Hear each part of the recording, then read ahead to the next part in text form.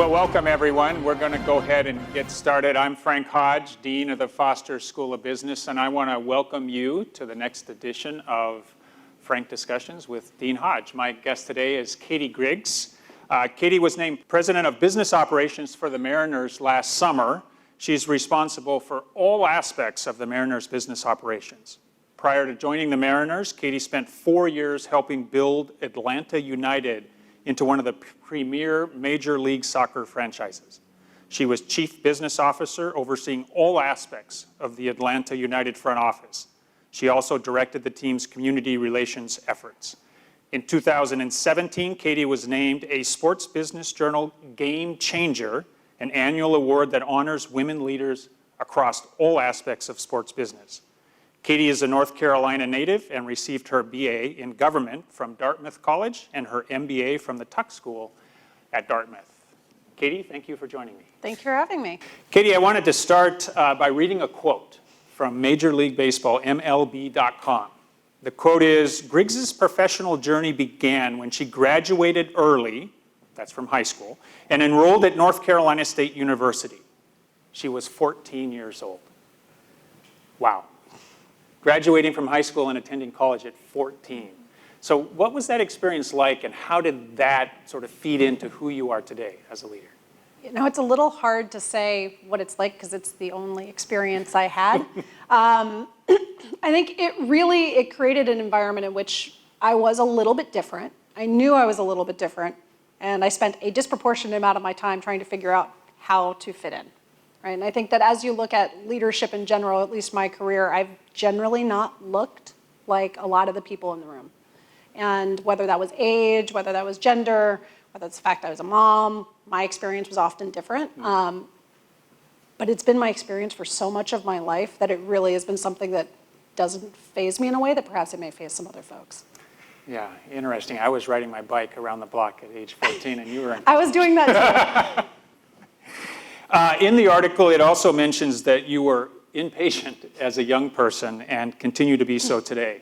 And I think of impatience a little bit like stress. So depending on the context, it can be a good thing.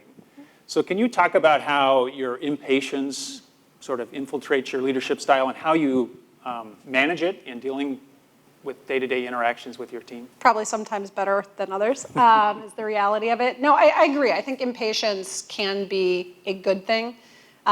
When I was younger, it just manifested in frustration, right? If I couldn't move something as fast as I wanted to, whether it was my own performance, whether it was the performance of a team or an organization, it was frustrating, and sometimes I was like, screw it, I'm not doing this. This isn't working, and would walk away earlier than I should have. I think as my career has progressed and as I have hopefully matured at least a little bit, impatience is more been funneled into lofty aspirations and sort of a more determined effort to go get them. And I'm willing to reach further and be a little bit more aggressive in terms of goal setting for myself and others, because I actually believe we can get there. And I recognize that it's not about a lack of effort. It's sometimes the impatience is more I can see a future point of view that I want to be at now because it's amazing. And it takes a little bit to get there. But because I can see it, I think the difference between now and maybe 10, 15 years ago, 10 or 15 years ago, I would have seen the place I wanted to be, seen the place I wanted an organization to be, and gotten really frustrated when I couldn't see very quick moves to get there. Now I have a little bit more experience and have seen over time, you can get there, but it's not gonna be as fast as I want, but you can still get there, and by setting those same lofty goals, the reality is you end up further faster than I would otherwise. Yeah. Can you provide maybe an example, either sports? I didn't see from your bio whether you played sports as a youth. Or there's a reason I'm on this side, not the other one. I was a solidly mediocre athlete across the board. Yeah, so maybe an example where that impatience, where you took that impatience and then turned it into a positive, perhaps by setting an ambitious goal and achieving it? Yeah, no, so Atlanta United, the point in time when I joined, I was not part of the founding of the team. I joined when they were about 3 months into the inaugural season back in 2017, right before we moved into what was going to be a brand new venue at Mercedes-Benz Stadium in Atlanta. Soccer in Atlanta wasn't supposed to succeed. And before I got there, there had been significant success, but it was a new shiny object. And so the question was, could you actually take something that was a shiny object and have it become something that became sticky and build a fan base that not only would come when it was new and fun and the team was pretty good, which helps, but something where you could build an actual sustainable fan base. We looked at the Seattle Sounders in full candor as really the gold star franchise and one that we really hoped to emulate. But we had a big venue at Mercedes-Benz Stadium that had about 70,000 seats that we had the ability to use. We had a bifurcated model inside that stadium where it was built specifically knowing that it would have a soccer team as well as the NFL franchise and the Falcons, which meant we could curtain off the 300 level, which took it down to closer to a 42,000 person venue if you just looked at the first two levels. The reason that was important is it allowed us to fairly significantly adapt the way in which we went to market based around supply and demand. So we didn't try to sell all 70,000 seats to every single match because we knew we would fail. And we knew one of the things that made us special was the energy and excitement that a full venue created. We had a facility that allowed us to have that stratification. And so we were really, really strategic about how often we opened up that 300 level, because the idea was if we opened it up, we would sell it out. And so for us, it really did become about how do we actually manage that curve, manage demand, take advantage of it, push as far as we could without effectively letting the air out of the balloon and having a half-empty stadium that kills the vibe. Because the reality is we knew a lot of our fans were coming for the vibe as much as they were coming for the product on the field because they were still learning the sport of soccer. So through that, prior to COVID, we sold out every single game we ever had. We averaged 53,000 fans per match. And we're, I think, top 10 in the world for global soccer attendance in 2019. So it's something where for us it really was taking something that we knew was interesting to our market and setting a standard that I think even Major League Soccer would have told us was absolutely insane, and just maintaining focus on that until we got there. And we were pretty darn successful. Yeah. That's an amazing stadium, by the way. I think one of the things that's special about it is it's fan-focused. I think it was constructed with the fan in mind, and I think you've brought that focus on the fan base here to Seattle, which I appreciate. I want to move on to after-college experiences. So what was your first job after graduation, and what have you taken with you from that position? I went and did what a lot of people who had no clue what they wanted to do did, which was I became a strategy consultant. Did that for the first 2.5 years, and it was awesome. And I wouldn't change it for the world. I think it was the absolute best thing I could have done.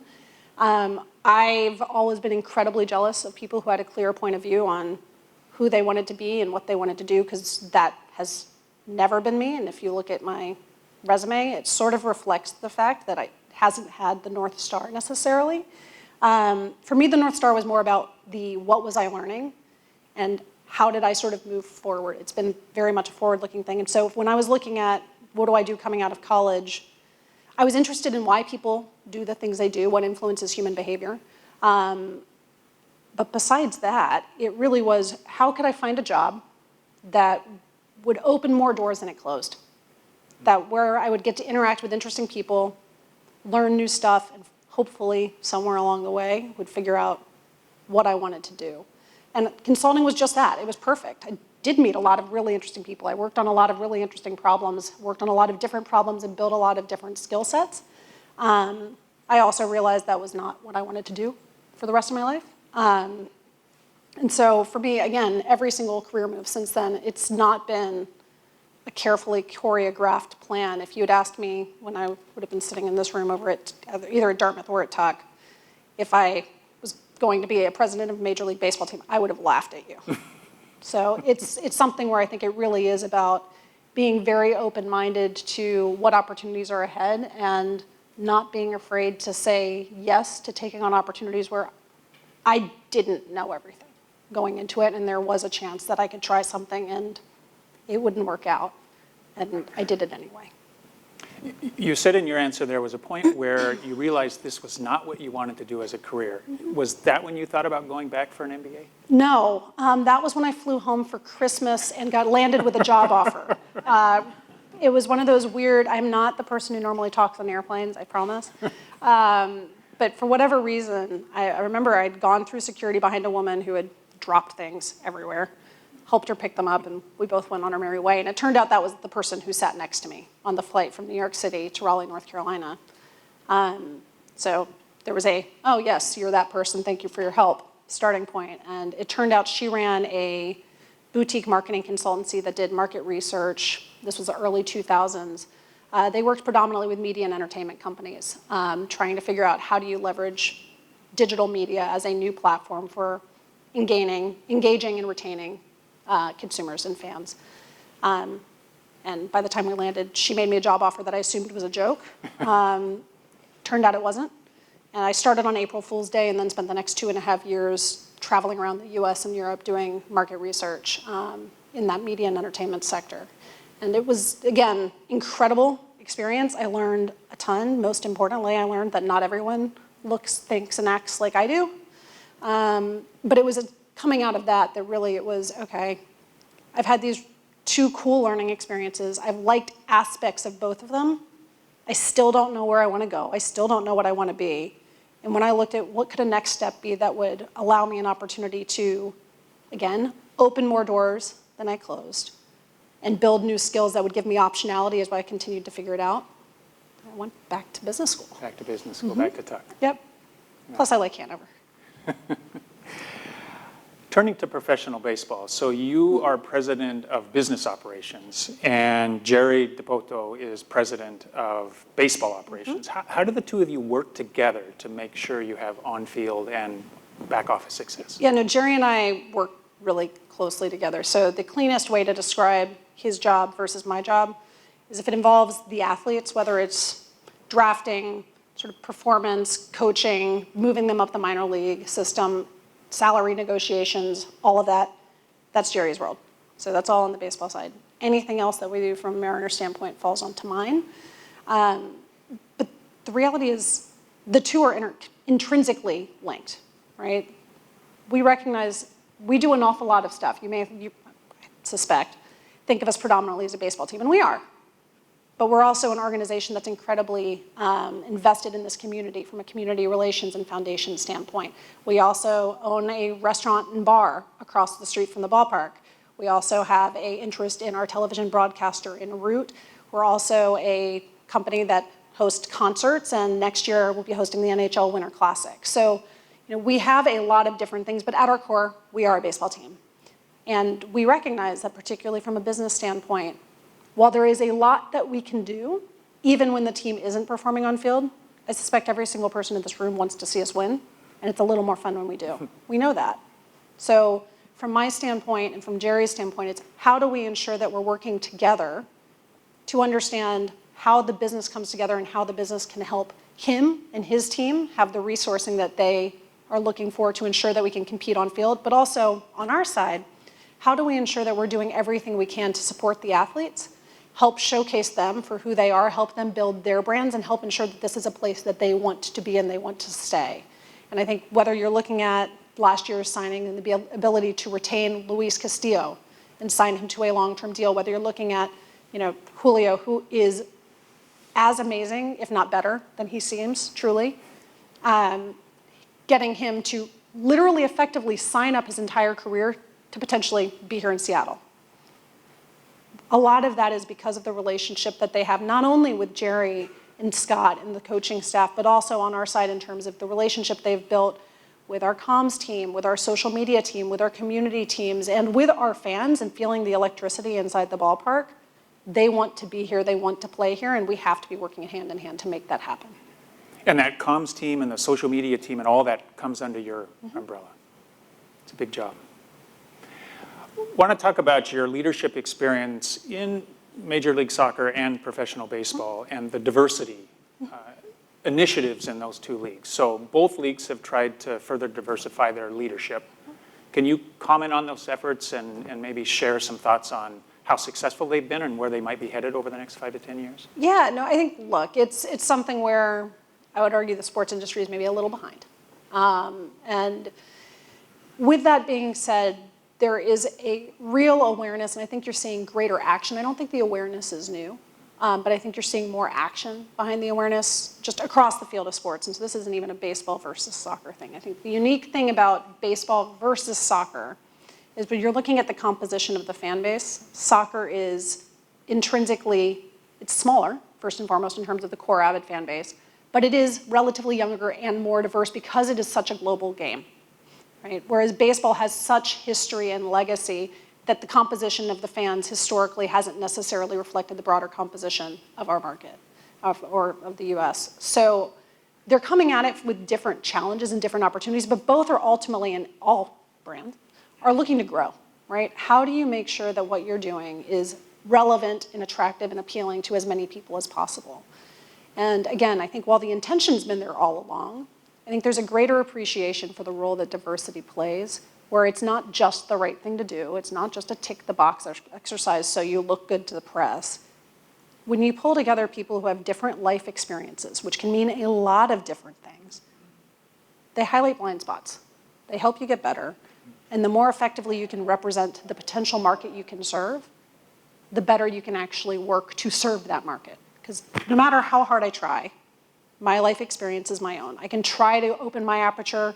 I can try to be sensitive to things. There are certain places I won't even think of something. And it's not because I'm not trying. It's not because I don't care. It's because that's not a life experience I've ever even had or I've seen, and therefore it's invisible to me. And so I think you're seeing a lot of companies and a lot of sports teams in particular who are finally figuring that out. And you're seeing more and more people throughout the levels. And the reality is there is a pipeline challenge, right? We all have to be a lot more intentional about building the pipeline, building the talent so you can continue to have people at even those senior-most levels who have the requisite experience to do the jobs that need to be done. But they do exist. And I think even in the last few months in Major League Baseball, so at the point in time I joined, I was the only female president in Major League Baseball. Caroline O'Connor was just named president about a month or two ago over at the Marlins. You've recently seen 2 other C-suite promotions with Caroline over at the Padres as their new COO and the COO of the Brewers, and Marty as well. So you are starting to see, in baseball in particular, there are not as many women. And so that's a place where you're starting to see more women, but you're also seeing more people of color coming up through the ranks. And just in general, people who have a wider array of backgrounds, whereas historically it may have been the vast majority of people, because people want to work in sports and then they don't tend to leave, right? So you saw a lot of people where they came in, they got that first job as a coordinator of X, and 20 plus years later they're here. You're starting to see more people who are coming in with different work and career experiences, in addition to simply different life experiences because you're a man or a woman or a person of color or a person with a different sexual identity. Yeah, I think we share that common goal to provide those opportunities to a more diverse, very talented pool of individuals. You've been in Seattle for just over a year, and you've started to take on some leadership roles in the community. So you're on the board of directors of the Washington Roundtable and Root Sports Northwest. Can you compare and contrast the Atlanta business community and the Seattle business community for us? Yeah, I mean, I was saying it before we started, I think I've been somewhat surprised by the places where there's more commonality than I would have expected. There's a lot of Fortune 500 organizations based in the Atlanta area. Obviously, there are a number based here too. Sectors tend to be a little bit different. But with that being said, you have very large, sophisticated organizations in both markets. Both are very focused on education, have thriving students, whether it's with UW here, Georgia Tech in Atlanta. I think the other thing where it's a interesting commonality, and yes, there are differences. Atlanta and Seattle are kind of different in some ways too. But another place where there's a significant commonality is the composition of the market. And what I mean by that is both cities have experienced explosive growth starting in like the 1990s to now. So you've got almost a bifurcated population in both, and they behave as a bifurcated population. You have a core of people for whom Seattle or the metro area this is home, right? This is where you grew up. You have family here. You went to school here. You've worked here. You are a Seattleite, right? Or you're a Washingtonian. Atlanta's the same. You have people where they grew up there. That is home. That is their family. They've gone to school. Go Dogs. They've got the whole Georgia thing going. Both cities, though, have had a ton of people over the last 20 plus years who have moved to that metro area and have chosen to make it their home. Some on a more iterative basis, but a lot of whom have come, and this is now their home. But you actually have 2 separate populations where the level of engagement between the two is a little bit different. And particularly in the world of professional sports, it creates a really interesting marketing opportunity. Because if you move to Seattle or if you move to Atlanta from somewhere else, chances are you have a favorite team, right? So if you're moving to Atlanta from Seattle, maybe eventually you'll learn to like the Falcons or the Braves, but chances are your team is the Mariners or it's the Seahawks. Same thing here. And so it's how do you build a market where you're not only capitalizing around a fan base that's grown up with you, that loves you, but you're also creating something where you're creating an inclusive, welcoming space for those who perhaps you may be their second choice team. But the reality is that can get your kids. And that all of a sudden helps bring families along for the ride. So I think that's something where from a commonality of the market in terms of the way in which it exists and the way in which the different circles inside the community, both corporate as well as just normal life, interchange, it's actually, again, I've been pleasantly surprised by the similarities. Is there a key difference that perhaps drives the fan base and how they behave? Have you noticed anything there? No, I think both are really good sports cities. I mean, if whether you're looking at the 12th man over at the Seahawks and the level, I mean, good gracious, watching everyone come and support us like last year, particularly at the end of the season for the postseason, was just that was fun. Out of control, right? Like this is, I think both cities, both markets, like they want you to care, right? And I think that's one of the places that's hard in sports. If you have your fans love the teams, and they love the teams because sports is an intrinsic motivator. So it's not because I'm putting out marketing messaging saying, love us, although hopefully you do. But with that being said, people love sports because it's part of who they are. It's how their memories from childhood is going to games with church groups or Boy Scouts or your mom or your dad or your aunts and uncles, cousins, grandparents, what have you, right? It's part of who you are. It's part of your identity. Fans want to see a team care about winning as much as they do, right? And I think both markets are like that. And so when you see those ebbs and flows, a lot of it is really putting your money where your mouth is, putting those efforts out there and showcasing, hey, look, like the challenge with sports and the challenge with running a business of sports, and Jerry and I were just chatting about this over lunch yesterday, is when you're looking at the baseball team component, our core product is a group of superbly talented young men, right? And because they're humans and not baseball robots, sometimes they have bad days. Sometimes they wake up after fighting with their girlfriend the night before, and they don't play as well the next day.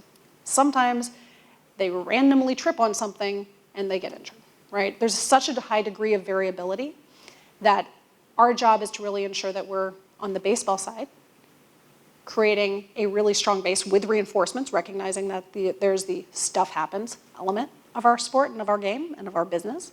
And on the business side, helping ensure that we're doing everything we can to tell the stories of who the players are, all the work that we're doing, and giving folks a reason to believe and understand and a comfort that we do care as much as our fans do. The 2023 All-Star Game will be at T-Mobile Park. Huge event. Huge. How do you prepare for that, and can you share anything about unique experiences? Yeah, no, it's a huge honor, and it's going to be really, really fun summer. We can't wait. I think I had the privilege of hosting the Major League Soccer All-Star Game in Atlanta while I was there, and this is that on steroids. I believe I found out about this 2 weeks after I started. I was told we'd have the opportunity to host the event. And we've been working on it ever since. So that would have been September of 2021. So one of the things that we did, we very much have been working with Major League Baseball, because it is a Major League Baseball event, just to avoid confusion. It's not the Seattle Mariners event. We're helping put it on and collaborate in the ensuring that it's a great event for the Pacific Northwest, working alongside Major League Baseball. But with that being said, we've had a team of emerging leaders inside our organization who've been operating as a leadership team focused on how do we ensure that this is an event that reaches into our community, not just here in Seattle, but throughout our 5-state region. Because for anyone who doesn't know, sports teams, you get a region to activate in. And oftentimes it's like a 60-mile radius. Here we have all of Washington, Oregon, Idaho, Montana, Alaska, and shared territory of Hawaii. So for us, we want to make sure that working alongside Major League Baseball, we're creating opportunities to engage our full region, whether they can be there in person or whether they're consuming it through other platforms, but also ensuring that outside of the ballpark, because presumably y'all are aware, there's the All-Star Game, there's a home run derby, there are a bunch of other events. There are going to be events throughout the entire town. So Major League Baseball is coming back out. They've been out a number of times since it was announced to work on getting everything organized. They'll be back out later this month to try to finalize all of the locations for events, but whether we're talking about red carpet show with all of the all-stars and their families, and the family part's actually pretty fun. Whether you're looking at different ways in which fan fests, concerts, other activations throughout town. We'll be doing a lot with Little League and softball as well, not just here inside Seattle, but across the Tri-County region. So we're working on pulling all of those together, but the fun thing is there are going to be events at the ballpark. By definition, we have roughly 47,000 seats. Those are going to be tough tickets to get. But there are places where even if you aren't able to be in the building, where you'll be able to engage with the event, because it really is a celebration of baseball and softball across the Pacific Northwest. And it's been fun having the team. Like I said, they've been working on this for over a year and a half already, or close to a year and a half, in an effort to get ready. If there's any way the Foster School of Business can help, please let me know. We'd love to be a part of that. Thank you. Last question, and then we'll go to some audience questions. What are you most excited about for next season? You know, All-Star is the easy gimme answer. I'm excited to build off the momentum from last year, right? Like, there is a lot to be said, and I had the opportunity to talk to some of our players about this, a lot to be said for not wearing that stupid monkey of your back of longest postseason drought in professional sports. There's a lot to be said for having that gone. I think a lot of it was, I don't know if any of you were at the ballpark the night that we clinched or had an opportunity to see some of the imagery from it. It felt like catharsis. Like, I think everyone, it was like just this emotional weight that had been carried around for 20 plus years. It was gone, right? And I think for our players, it was incredibly freeing because they don't have to hear that. Because think about it. Again, they're humans. Seattle Mariners won't make the postseason. You're not going to make the postseason. Like, at a certain point, it's tiring. It's exhausting. And no matter how good you are, it's a thing. And it's gone now. We get to play with an incredibly talented, young, diverse roster. Our pitching core I'd put against anyone in the league. And our fans have seen it. Right? This isn't another season of, trust us, we're doing it, we're trying. We got there. And that wasn't good enough. We're looking to go further, right? And I think we now are at a place where, coming off of the incredible season we had last year, all of the excitement with this year, both from a player standpoint and a fan standpoint, knowing we have All-Star as an opportunity to really rally this community around the sport of baseball, knowing that we're really to a point now where people seem to be comfortable coming together in greater numbers. I'm excited for all of those different things. I'm excited for the fact that we've been able to make some decisions to intentionally welcome people to the ballpark who perhaps haven't necessarily felt a part of it. Last year we rolled out fan-friendly pricing, where we had menu items where you could get refillable soda or a hot dog or a popcorn or peanuts or what have you for $3. Again, recognizing that some people either don't want to or aren't able to spend money when they're there, and the whole point is to bring our community together. We also are rolling out a $10 get-in price every single game. So even if it's the home opener, not saying that they won't sell out, but they're there for every single game, is a $10 get-in price. So we can make sure that we're welcoming the people in our community who otherwise perhaps haven't felt that they've had the opportunity or have had to make some hard choices that we don't want them to make. We want them to be part of the Mariners family. So I'm excited about seeing that. I'm excited the J-Rod squad is switching to a general admission area for next year, which means that if you want to buy a ticket, instead of having to try to coordinate with your friends and buy them together in Venmo and all this, I'm buying a ticket for Tuesday night. I'm going to be in this section. Buy your own ticket. We're going to meet up there and we're going to sit together. Right? Again, it's about how do we make it easier to be a fan? How do we make it easier and more fun to actually come and engage and be a part of what we're trying to do over at T-Mobile Park with the Seattle Mariners? So for me, it really is almost a longer list of things that I'm excited about, and there's really nothing that I'm worried about at this point. I think it is just a bit, we're all looking forward to actually getting started playing, and I think from the very moment that our season ended last year, if you'd asked anyone on the team, both on the field or in the front office, like, we want to get back out there. So for us, that's probably what we're most excited about. Yeah, you mentioned the way it ended. that last game was something else. It just kept going on and on. So excited for next And year. on and on and Yes. on. My new theory is that beer sales should resume if you do the 7th inning stretch the second time. Twice. Yeah. Excited for next year. Thrilled. Thank you, Could not Katie. wait. Yeah. Yeah. So let's open it up for questions from the public. If you want to ask a question, please move towards the microphone because the folks that are online will only hear you if you speak into the mic. Thank you so much for the time. I just wanted to ask, how would you recommend setting goals for younger people? You mentioned it's hard when your goals don't necessarily materialize. That was a source of frustration for you when you were younger. Just curious about thoughts on that.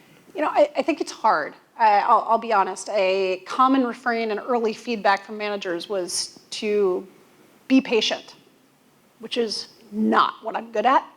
So I think some of it is just experience, right? There is somewhere it's just you live and eventually you see the success as you actually get there, but unfortunately that takes time. I think part of it is what's the roadmap, right? If you've got a big lofty goal, what are places where you can measure your success along the way and recognizing that those may be smaller steps than you want them to be. But it's important to be able to see, am I on the right track? And if I'm not, okay, what am I going to do about it, right? And by the way, you may end up deciding based on what you like or don't like along the way or how things are going, you may end up adjusting where that end state goal is. And that's okay too. But for me, a lot of it was having more grace with myself and not feeling that I failed if I didn't immediately get to where I was going and recognizing, like, I'd be fully transparent. My husband and I both went to Tuck at the same time. So we both had undergraduate degrees from Dartmouth. We both had graduate degrees from Dartmouth. He went and amusingly became a strategy consultant afterwards, after Tuck, when I went into sports. And his bonus the first year was higher than my annual salary. Caused my head to spin off my body. I was so mad. And it was a choice I'd made. I went in eyes wide open. But again, it's something where I think there are points along the way where you really have to evaluate what do you want and why. And that's going to change over time. But having those benchmarks of why are you doing what you're doing and knowing that and staying true to the why, at least is sort of what's kept me on track. And that why was the North Star of learning? It's the North Star of learning and curiosity, working with people on interesting problems and doing things where I wake up most days. I would say each day is probably a stretch, but most days I wake up and I feel incredibly fortunate to do what I do, to work with the people I work with, and I'm challenged by the problems, right? And when that changes, then I'll probably make a change. But I think that's something where for me it really is, the North Star is learning and that intellectual curiosity. Next question. Hi there, my name is Sharon Tom, and I'm the co-president for Women in Business. And I'm curious to know, we touched a little bit about providing opportunities for diverse talent. I'd like to know how you'd like to see people in your industry, both women and allies, create more opportunities for diverse talent.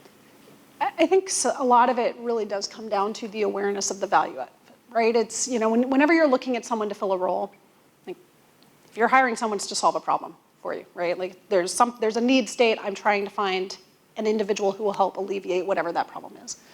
I think part of what we need to do a better job of in general is recognizing that diverse point of views and diversity of experience is a value, right? It does help us get better. It's a little bit harder to quantify. And frankly, it takes more time, right? I'll be very honest again, in the world of sports, if I post a relatively, call it coordinator, manager type level role, we'll get 1,000 applicants. We don't have to recruit for it. People will apply. It's really hard and time consuming to look at 1,000 resumes. And frankly, most of them are not terribly differentiated. And the reality is most of those 1,000 people probably could do the job, right? Especially at the more entry levels. And so it becomes easy for someone to say, hi, my friend so-and-so, or my neighbor so-and-so, or the kid who played Little League with my kid, you know, really good human, smart, hard-working, good degree, well qualified for the role.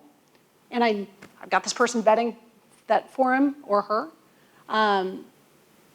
That's easier, right? And so I think for a lot of folks and a lot of organizations, what it takes is more discipline in terms of actually making sure that we're looking for things, actually placing the priority on having diverse points of view, knowing that that will help us be stronger.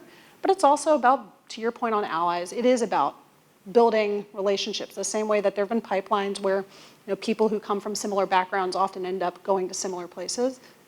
as there is more diversity in the workforce, I think you'll see more people seeing themselves reflected in that workforce and therefore reaching out or feeling more comfortable or creating more opportunities for other people who look or have backgrounds more similar to him, her, or them. Yeah, and I'm really curious as a follow-up, if someone in the audience actually wanted to take that next step and really go through the motions of getting past that referral, who would you recommend talking to, even in using the example of your organization, to do the next thing? So when I decided I wanted to work in sports, I didn't really know what that meant. I just thought I wanted to work in sports. And honestly, where I thought of immediately was teams and leagues, because that was what sports was in my head. My first year of business school, I had 125 informational interviews. Anyone ranging from a recent graduate who was working as an EA somewhere at the NFL's offices to ultimately the commissioner of the SEC, trying to understand the landscape. I got my foot in the door by building those relationships and having those conversations and ultimately using those as an opportunity to really solidify my story, right? What was it about me that would mean someone would take a flyer on someone who didn't have any sports experience, because I didn't, right? How do I build? So it really, I think it is about persistence and building those relationships and having those conversations and reaching out to alumni, reach out to me. I will be paying back informational interviews for the rest of my career, and I'm happy to do it. I'll hold you to that. You should do that. But again, it's having those conversations, having the persistence, and maintaining them, right? Because you never know. The reality is, if I don't have a job today, you could be the most awesome human in the world. I still don't have a job today. But if it's hey, I came across this article, I thought it was really interesting, wanted to share it. So something where you have those opportunities to stay in contact, not in a way where it's like, hey, is there a job yet? Hey, is there a job yet? But just staying on radars, right? And recognizing that the fastest way to get to where you're going may not be a straight line. So again, I started thinking that I wanted to work for a team. I went to Turner Sports. The reason I got the job at Turner Sports is it was a media rights negotiations and content strategy position. I was really good at data and analytics from my time as a consultant, and I had a wealth of media experience. So I didn't have sports, but I had those. So maybe that wouldn't have been my dream first job in sports, but it got my foot in the door, right? And so I think that a lot of it is the building those relationships and being willing to think broadly about, okay, when you're looking at your background, what you want to do. It's great if you want to do something, but the important story to tell is how are you the best person to solve that problem? And that may require a little bit more of a circuitous path than you would have otherwise anticipated. Thank you so much. Of course. Hi, my name is Danielle Pyrak. I am a co-president for the Outdoor and Sports Industry Club, so I'm very excited that you're here. You talk a lot about community, and community is really important here at Foster, but there's a lot of variables that make up community. What are some KPIs and metrics that you use to evaluate your success aside from profit? Yeah. So I'll break community into, I think there are a couple of different ways to think about community, so I want to make sure I'm touching on sort of both. There's community and culture inside our organization and with our fans, right? So there's the internal culture and community that we're building among our workforce. There's a sense of community that we're working to build amongst all of our fans. And then there's the work that we're doing in the broader community that may or may not actually directly tie to Mariners, whether it's addressing the unsheltered population, whether it's working to increase access to the sports of baseball and softball. So there are different KPIs that we'd have on those three buckets. If you're looking at these sort of third bucket of true community impact, the work that we're doing through our community relations group, the work that we're doing through our foundation, a lot of that it has nothing to do with profit. On the contrary, it's dollars out the door and dollars out the door to achieve goals in our community to help leave it a better place than it was when we got here. And so on those, it's, we work with King County Federation for Play on how many boys and girls are actually playing the sports of baseball and softball. Are we making strategic investments and working alongside a lot of organizations that are doing great work in the space? And then ultimately over time, are we seeing our ability to move the needle? Working in our SODO neighborhood, recognizing that there's a lot of need in that area. Again, coming in alongside organizations that are focused on it, because that's not our core. We don't pretend it's our core. But we can work alongside and leverage our brand, leverage our impact, bring along a lot of our corporate partners to help organizations that are focused on those areas do what they do even better and more effectively and with greater impact. And so for us, it really is on that front, it's looking at the impact. On the community front, if you're looking at it for fans, it's growth, right? There's a lot of data that you can get in there, a lot of surveys that actually all of the different sports leagues put out that help sort of evaluate what percentage of individuals within a given community would describe themselves as fan and what's the level of avidity. That's one. Are you seeing that, again, over time? It's a longer-term KPI, but on an annual basis, are you seeing the needle move there? On a shorter-term basis, we can look at attendance, we can look at television and radio audiences, we can look at our social media numbers, all of those, to see, again, as sort of a barometer of are we on the right path or not. Great, thank you. Of course. My name's Mike Chappell. Just thank you so much for coming today. Lifelong baseball fan. But a question about the marketing of the team and for individual players. Coming into last season, Julio was this generational prospect. Obviously, he was going to be featured in marketing materials. But then the Mariners signed him to the largest contract in franchise history. On the business side of things, is there a concrete decision that he is now the face of the franchise and we're going to change how we market the Mariners and feature him more? And then outside of this top star player, how do you make decisions about which players to feature in marketing materials? Are you looking at jersey sales, social media posts about those players? How do you make decisions around individual players? Yeah, so Julio, I'll start with Julio and then I'll go broader. Julio was a rookie last year, as you may know, seeing as how he won Rookie of the Year. But he was a true rookie, right? Did we know he was a talented athlete? Yes. He's a 21-year-old kiddo. He turned 22 like 2 weeks ago, right? And so I think all of us had high hopes for Julio last year. We hoped, but had absolutely no knowledge he was going to be as incredible as he was. And I think what's special about him and somewhat unique about him is the joy with which he plays, the charisma, the energy, just sort of, that's all him, right? Like, this is not us going out there and saying, hey, Julio, engage with the fans. Like, one of my favorite Julio stories is there was a game in Cleveland, fairly late in the season, where there was this insane rain delay, like hours, like 4 hours plus.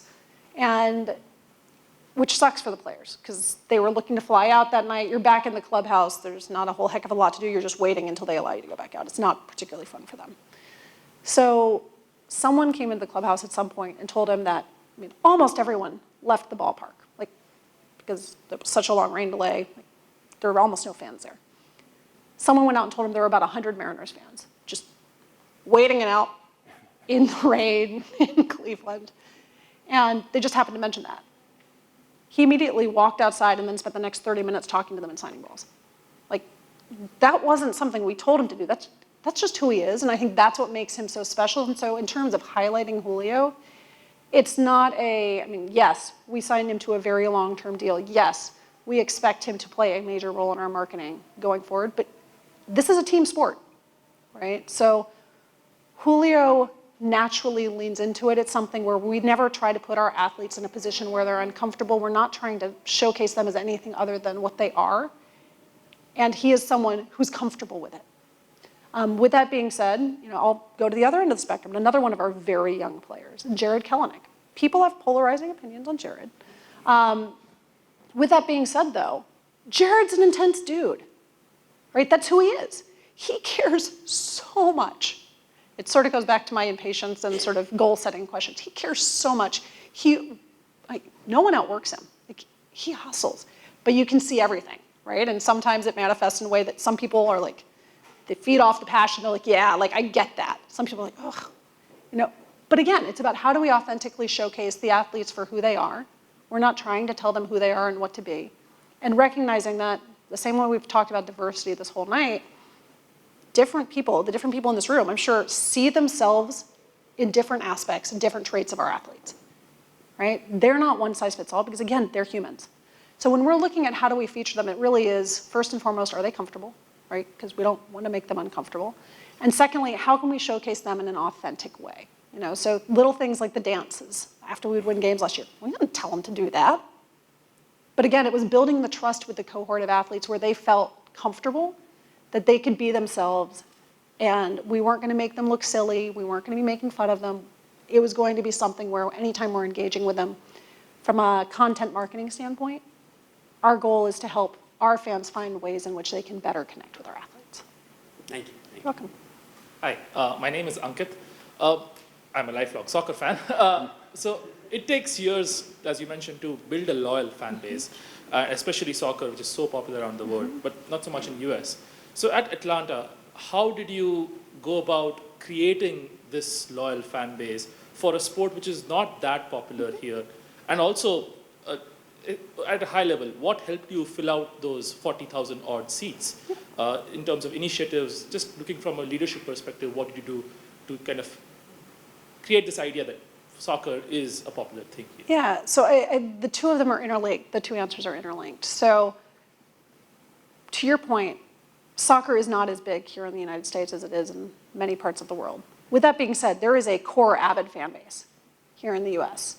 And so part of what we work to do is let our fans be our brand advocates, right? Because we knew if you brought a friend to a game, they'd have a good time and then they'd want to come back, right? So it was how do we help empower our fans to effectively amplify the marketing message that we have and amplify the experience and help showcase them. So again, the water cooler conversation, if you will, you know, someone who likes soccer instead of being the weirdo, it's like, well, I like soccer, I like these other sports.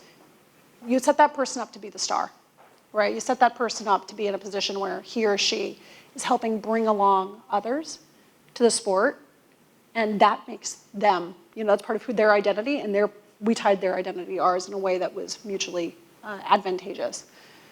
Because again, when you're looking at filling that many seats, it really was, we recognized there were a lot of people in that venue, particularly up front, who'd never seen a soccer game before. They were there for the novelty factor.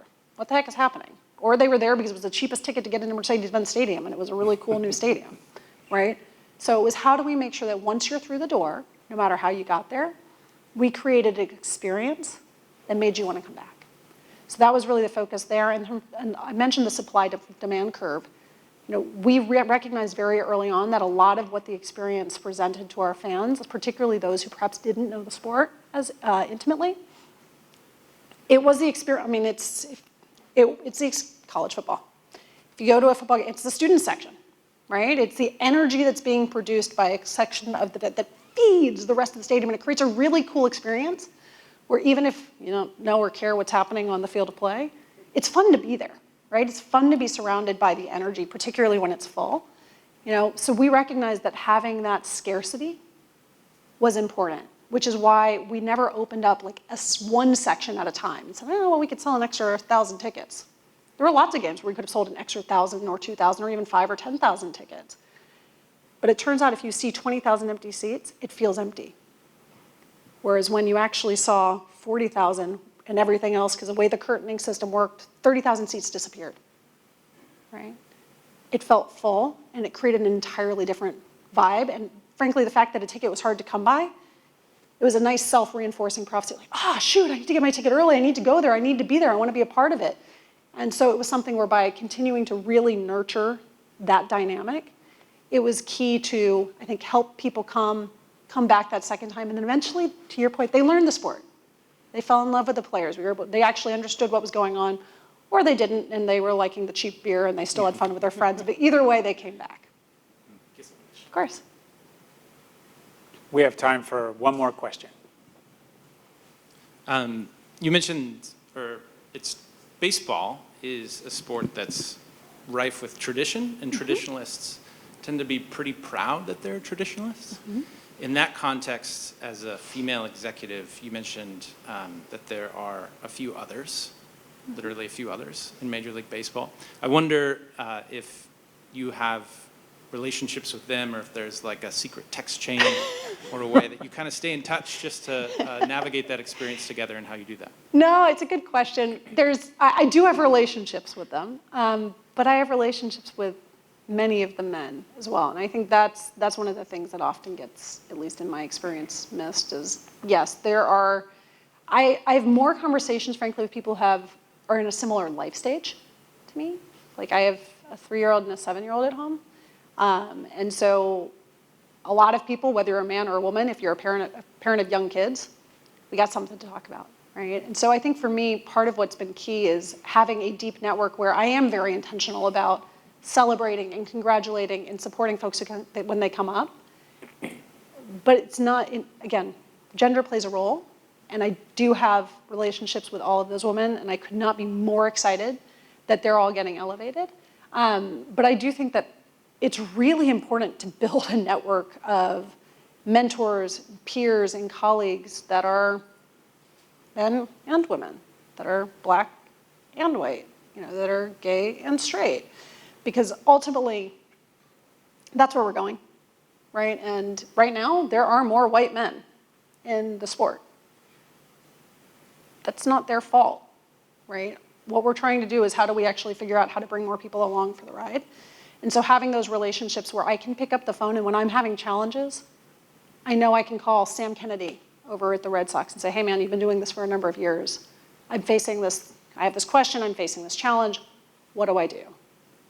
Right, I can call Stan Carson down at the Dodgers and say, hey, you had All-Star last year, MLB is driving me crazy, what'd you do about this? And he's lived through it. So it's having those networks of peers where, again, I very much hope to be that for the women and men who come after me. But I think it's equally important to have that text chain going up because that helps me be better at my job. And I am aware of the fact that I need to do my job well because I was the testing point. So it's like if I can do this and I can do this job well, it makes it a lot easier for the next woman to come along behind me. So having that network of men and women for me has been really helpful. But my cohort is a lot of the new presidents and or parents of young kids.